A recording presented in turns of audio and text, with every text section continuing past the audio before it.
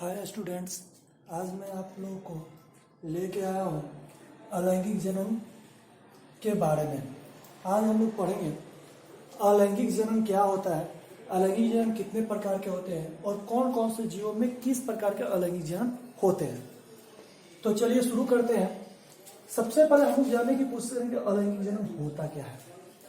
अलैंगिक जनन क्या है, तो इसकी परिभाषा होती है कि जनन की वैसी प्रक्रिया जिसमें नया जीव का निर्माण जो होता है वह एकल जनक से बनता है। यानी मेरे कहने का मतलब ये है कि जब कोई नए जीव का निर्माण एकल जनक से होता है, यानी जिसमें युग्मक या जनन कोशिकाओं की कोई भूमिका नहीं होती। युग्मक का मतलब जैसे नर युग्मक और मादा युग्मक जो अलग अलग भाग लेते हैं, उसकी अलग अलग की कोई जरूरत नहीं होती है। उसे हम क्या कहते हैं, अलैंगिक जनन के नाम से जानते हैं। अलैंगिक जनन के अगर प्रकार के बारे में जाने तो अलैंगिक जनन मुख्य रूप से देखें तो 6 प्रकार के होते हैं। फर्स्ट जो होता है वही आपका होता है विखंडन, सेकेंड होता है मुकुलन, थर्ड होता है आपका बीजाणु का बनना, फोर्थ होता है पुनर्जनन, फिफ्थ होता है खंडन और सिक्स्थ होता है कायिक प्रवर्धन। अब चलिए मैं एक एक करके सबके बारे में बता रहा हूं। सबसे पहले हम लोग जानेंगे विखंडन होता क्या है। विखंडन क्या है, तो इस प्रक्रिया में क्या होता है बाबू कि एक कोशिका नए जीवों को बनाने के लिए विभाजित हो जाती है। यानी एक कोशिका जब नए जीव को बनाने के लिए होगी तो वो विभाजित अलग अलग भाग में बटेगी। यह 2 प्रकार से होता है। पहला जो होता है द्विखंडन होता है। द्विखंडन में क्या होता है बाबू, तो इस चीज को समझेंगे। द्विखंडन इस प्रक्रिया में मतलब एक तरह के द्विखंडन क्या है, तो द्विखंडन एक प्रकार का एक अलैंगिक जनन है। तो द्विखंडन में क्या होता है, इस चीज को समझेंगे कि इस प्रक्रम में एक कोशिका, जब एक कोशिका मतलब जो जनक कोशिका होती है वह जब पूरी तरह से विकसित हो जाती है तो वह 2 हिस्सों में बढ़ जाती है। यानी विकसित होकर के 2 भाग में बढ़ जाती है। जैसे ये अमीबा में होता है, पैरामीशियम में होता है, आदि में होता है। अब हम लोग जानेंगे कि ये कैसे बढ़ती है। जैसा कि एक चित्र के माध्यम से ये अमीबा का दिखाया गया है कि जैसे ये अमीबा का ये जनक अमीबा कोशिका हो गया, ये विकसित होकर के 2 भाग में बढ़ गया और यहां से ये 2 भाग में टूट गया। यानी ये जो होता है एक जीव से दूसरे जीव का निर्माण हो जाता है। अब आइए, अब हम लोग दूसरे खंड की बात करें, यानी बहुखंडन की बात करेंगे। अब हम लोग जानेंगे बहुखंडन क्या होता है। तो बहुखंडन का मतलब होता है बाबू कि इसमें जो होता है कि नई कोशिका जो होती है वो विभाजित होकर के एक जीव को जन्म देती है। तो वह कैसे विभाजित होकर जीव को जन्म देती है, तो इस कोशिका के चारों ओर जब सिस्ट बन जाते हैं, सिस्ट का मतलब हम लोग कह सकते हैं कि पूटी, सिस्ट बन जाए यानी पूटी बन जाती है, इसी को कहा जाता है सिस्ट।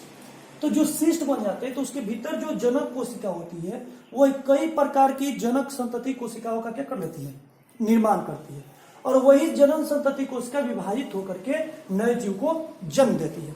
ये जो होता है ये खासकर प्लाज्मोडियम में होता है।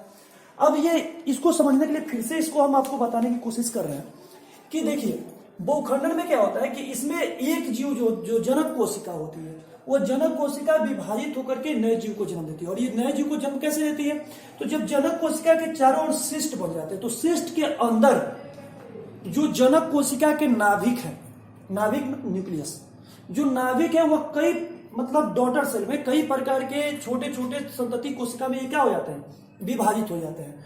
और जो कि जैसा कि ये मैं पिक्चर के माध्यम से दिखा रहा हूं कि ये जो है आपका एक संतति जनक कोशिका है और इस प्रकार से ये कई प्रकार के डॉटर सेल का निर्माण कर लेती है और यही डॉटर सेल जो होते हैं वो टूट करके नई जीव को जन्म देते हैं।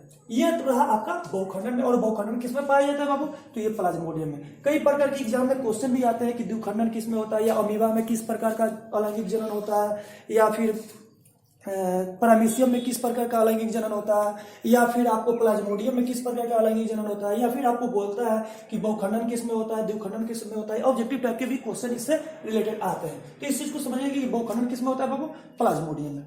अब हम लोग को जानना होगा कि मुकुलन क्या है। मुकुलन का मतलब आपको एकदम सिंपल सी चीज जानेंगे कि इस प्रक्रिया में क्या होता है, एक छोटा सा अंकुर जनक जीव के ऊपर विकसित होता है और समय आने पर वो जनक जीव से अलग होकर के नए जीव का निर्माण कर लेता है। अब जैसा कि मैं आपको बता रहा हूं कि मैं इसका एग्जांपल में हम एक हाइड्रा का ये फोटो बनाया हूं। ये आपका पेरेंट हाइड्रा है। हाइड्रा के ठीक बगल में ये bond is form. Bond is form का मतलब होता है यहाँ पे मुकुल का निर्माण हुआ, ये मुकुल का निर्माण हुआ, और ये मुकुल के निर्माण के द्वारा यही जब विकसित होती है तो नई हाइड्रा का जन्म देती है, और ये फिर अलग होकर के एक नए जीव को जन्म दे देते हैं। तो इस प्रकार के ये मुकुलन में पाया जाता है। मुकुलन की जो प्रक्रिया होती है वो हाइड्रा में और ईस्ट में पाई जाती है। अब हम लोग जानेंगे थर्ड चीज, यानी बीजाणु का निर्माण। यानी बीजाणु का निर्माण होता क्या है।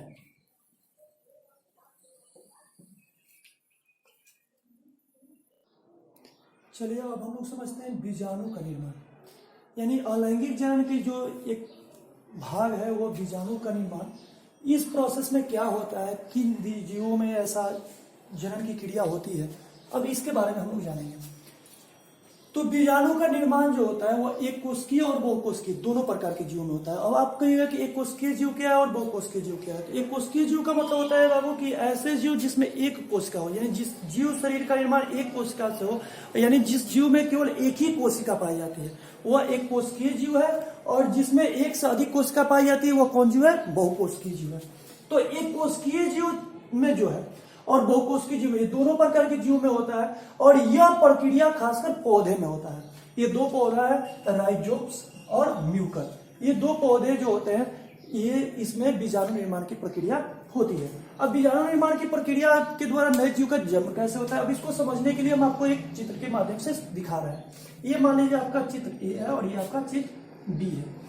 इसमें क्या होता है बाबू, इसमें सबसे पहले बीजाणु का निर्माण होता है, और जब बीजाणु का निर्माण होता है, जैसे ये जो बीजाणु का निर्माण आप यहां पे देख रहे हैं, जब ये बीजाणु बन जाते हैं, बीजाणु बनने का मतलब होता है कि जब बीजाणु ये परिपक्व हो गए तो ये बीजाणु पेटी से जब फटते हैं, बीजाणु पेटी जब फटती है यानी बीजाणु पेटी जब टूटती है, जो ये स्पोर केस ब्रस्ट हमने लिखा है, तो जब बीजाणु केस फटती है तो ये फटने के बाद वायु में धरती पर कहीं ना कहीं ये बिखर जाती है, और वो बिखरे हुए भाग से नए जीव को जन्म देती है। जैसे कि यहाँ पे हम लोग देख रहे हैं कि यहाँ से ये जो होती है बीजाणु जो होती है वो फटती है और यहाँ पे जमीन पर गिरी, यहाँ से एक नए जीव का जन्म हो गया। इस तरह की ये बीजाणु निर्माण की प्रक्रिया होती है।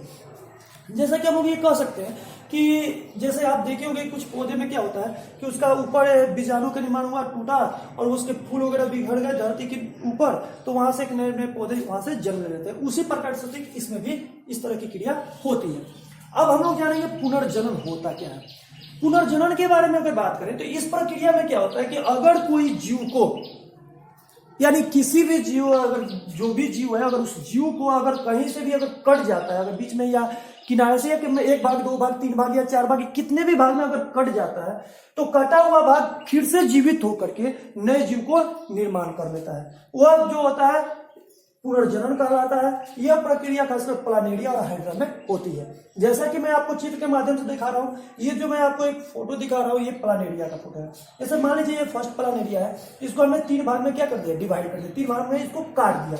ये हो गया आपका फर्स्ट भाग, ये हो गया आपका सेकेंड भाग और ये हो गया आपका थर्ड भाग, और ये तीनों भागों से नए जीव का निर्माण हो गया, यानी तीन नए प्लानेरिया का निर्माण हो गया। ये हो गया फर्स्ट, ये हो गया सेकेंड और ये हो गया थर्ड, यानी जहां से कटा वहां से नए जीव का निर्माण कर लिया। ये प्रक्रिया जो होती है पुनर्जनन में होती है।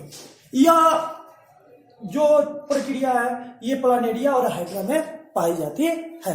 अब हम लोग जानेंगे इसका पांचवा भाग जो कि है आपका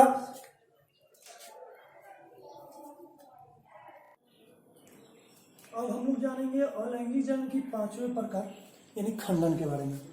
खंडन होता क्या है, तो यह प्रक्रिया जो होती है ये बहुकोशिकीय जीव परिपक्व जब हो जाता है तो ये दो या दो से अधिक भागों में टूट जाता है। यानी खंडन प्रक्रिया में क्या होती है कि एक जब बहुकोशिकीय जीव परिपक्व हो जाता है तो दो या दो से अधिक भागों में टूट करके नए जीव को क्या कर देता है, जन्म देता है। ये खासकर जो होती है वो स्पाइरोगोइडा है जो कि एक पौधा है, दूसरा एक समुद्री एनीमोन है जो कि एक समुद्री जीव है। इस तरह के जीवों में इस प्रकार के जनन होते हैं। जैसा कि ये चित्र के द्वारा दिखाया गया है स्पाइरोगोइडा का, कि जैसे ये अलग अलग खंड है, देख रहे हैं यहाँ पे ये 1 2 3 4, और फिर यही जब अलग हो जाएंगे तो एक भाग अलग होकर के ये पूरा एक है, और यही से टूट टूट करके कई भागों में नए जीव का निर्माण हो जाता है। अब देखिए अगला पॉइंट है कायिक प्रवर्धन। कायिक प्रवर्धन है क्या, तो इस प्रकार के जो अलैंगिक प्रजनन है ये सिर्फ पौधा में होता है बाबू। इस प्रक्रिया में जो होता है कि पौधे के जो कायिक भाग है, कायिक भाग से होता है वो नए जीव का निर्माण होता है। जैसे आलू, प्याज, केला इत्यादि में होता है। जैसे कि मैं एक चित्र में एक आलू का मैं फिगर बनाया हुआ हूँ। ये जो आलू के होते हैं, जिसको हम लोग आम भाषा में, हम लोग जो देहात की भाषा है उस भाषा में हम लोग क्या बोलते हैं, आंख बोलते हैं। यहाँ से जो होता है ये कई जो आगे जो बर्ड जो दिखाई दे रहा है, इसके द्वारा ही नए जीव का जन्म होता है। जैसे यहाँ पे एक बर्ड है, बर्ड से निकल कर एक नए पौधा का जन्म होगा। ये भी एक आपका कायिक भाग है ये आलू का, इसके द्वारा भी नए आलू के पौधा का जन्म हो सकता है। तो ये आज का रहा अलैंगिक जनन के बारे में। अब आप लोग को मैं अगले क्लास में अगले टॉपिक पे बात करूंगा। आज का क्लास बस यही तक। जय हिंद।